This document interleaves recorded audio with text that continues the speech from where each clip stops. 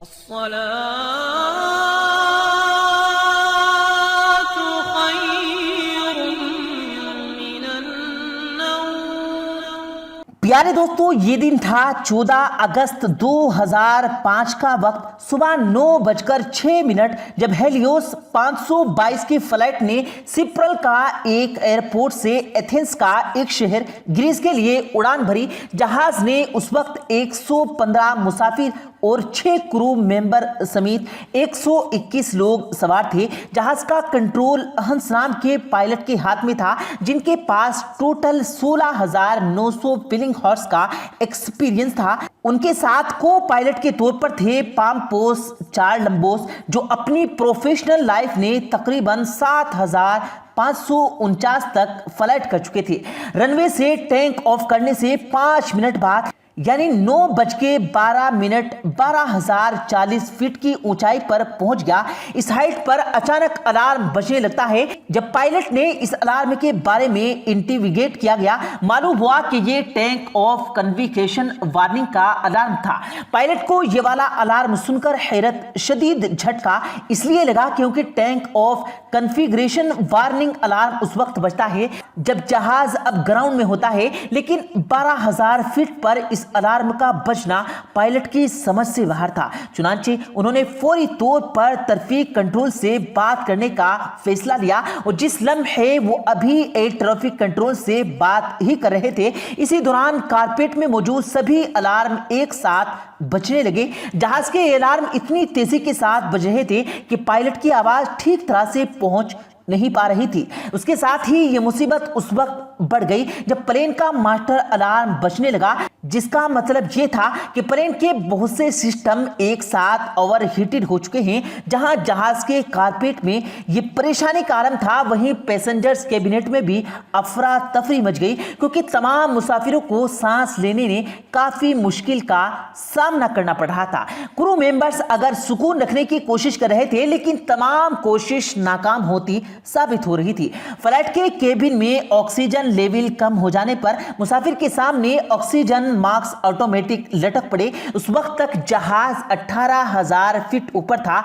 दोनों पायलट्स इसी के साथ सारी प्रॉब्लम्स को शेयर करने की कोशिश तो कर रहे थे, मगर एयर ट्रैफिक कंट्रोल तक उनकी आवाज ठीक से नहीं पहुंच पा रही थी और थोड़ी देर बाद जहाज का रास्ता टूट गया और उसके बाद भी कंट्रोल टावर वाले फ्लाइट से कांटेक्ट करने की कोशिश करते रहे, लेकिन उन्हें इस फ्लाइट का कुछ पता नहीं चल रहा था। दूसरी तरफ जहाज ऊपर की तरफ उड़ता चला जा रहा था। आमतौर पर लार्निका से एथेंस पहुंचने के लिए 1 घंटा 45 मिनट की फ्लाइट होती है, यानी जहाज को बस 10:45 में एथेंस में लैंड करना था।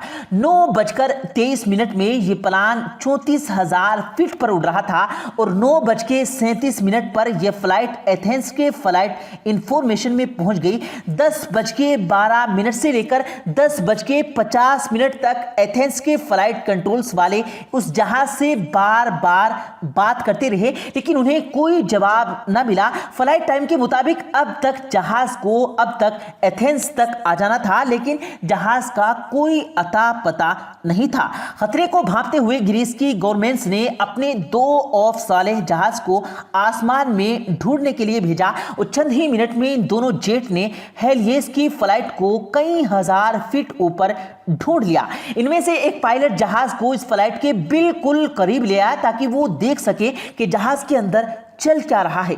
F-16 के जहाज के अंदर एक अजीब और गरीब मंजर देखने को मिला। को पायलट की सीट पर एक पायलट बैठा था, वहीं में पायलट अपनी सीट पर सर झुके पड़ा था। उसके बाद जेट के पायलट ने अपनी जहाज को पीछे किया और फ्लाइट के अंदर देखा, लेकिन उसके हैरत की इंतहा न रही कि जहाज के मुसाफिर दोनों तरफ 2 फाइटर जहाज उड़ते हुए देखकर भी किसी मुसाफिर ने उन्हें कोई रिएक्शन न दिया।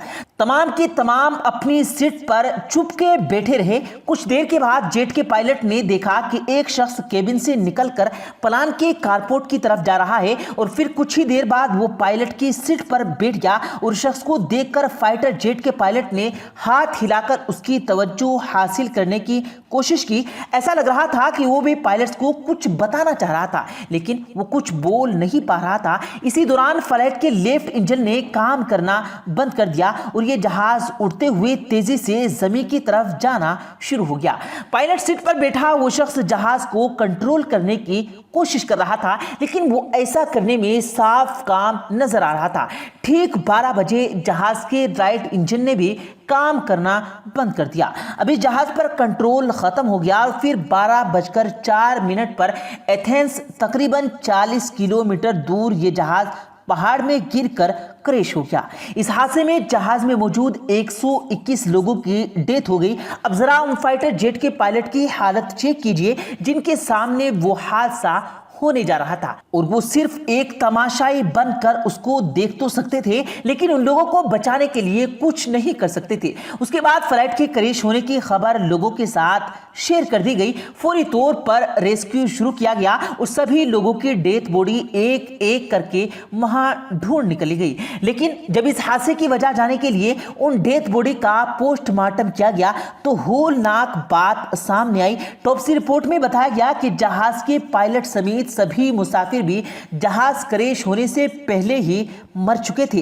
अब बड़ा सवाल यह सामने मौजूद था, जब पायलट समेत सभी लोग जहाज क्रैश होने से पहले मर चुके थे तो ऑलमोस्ट 2 घंटे तक जहाज का कंट्रोल किसके पास था?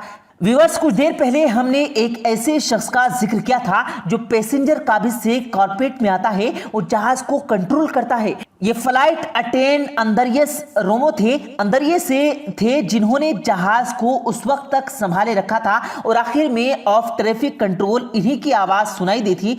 अंद्रियास ने कॉल करके उनसे मदद की दरखास्त की थी। अंद्रियास के पास जहाज उड़ाने की ट्रेनिंग तो मौजूद थी, लेकिन उनके पास इतना एक्सपीरियंस नहीं था कि वो बड़े जहाज को कंट्रोल करते, लेकिन फिर भी वो फ्लाइट को आबादी से दूर ले जाने में कामयाब रहे। लेकिन जब इस जहाज के क्रैश होने की वजह जाने के लिए टीम ने काम करना शुरू किया तो सबसे पहले समझा गया कि जहाज का इंजन काम करना छोड़ दिया था, उसी वजह से ये जहाज तबाह हो गया। लेकिन अंदर बैठे लोग तो जहाज गिरने से पहले ही मर चुके थे।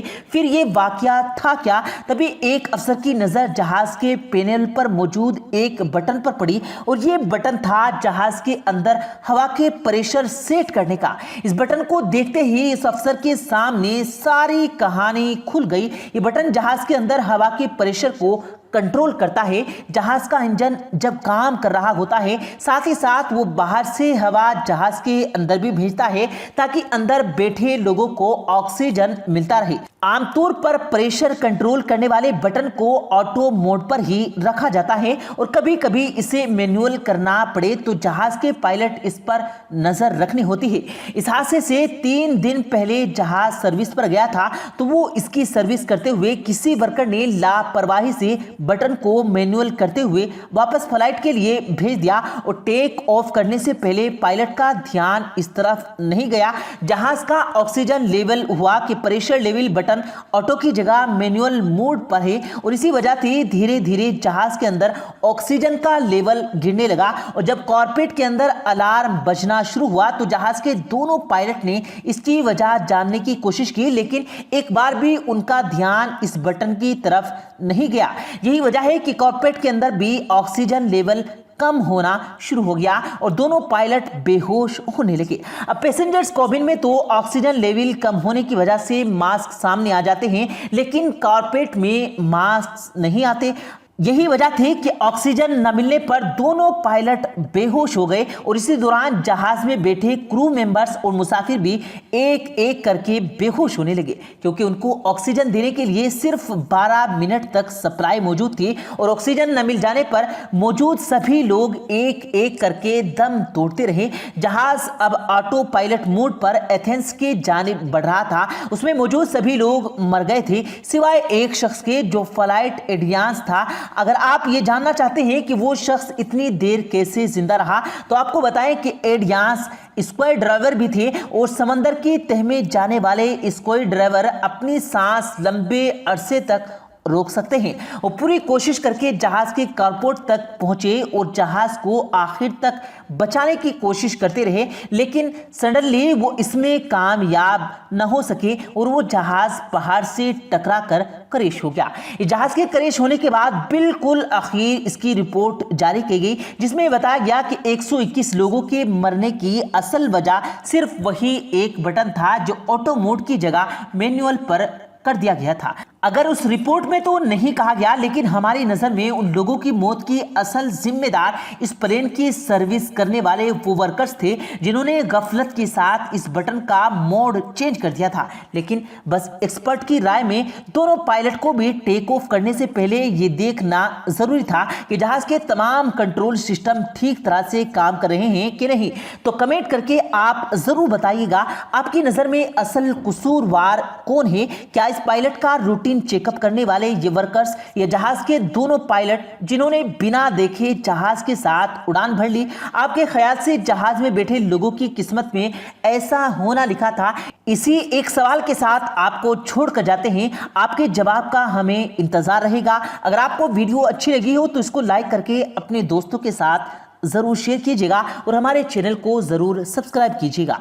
मिलते हैं फिर एक नई वीडियो के साथ, तब तक के लिए अल्लाह हाफिज।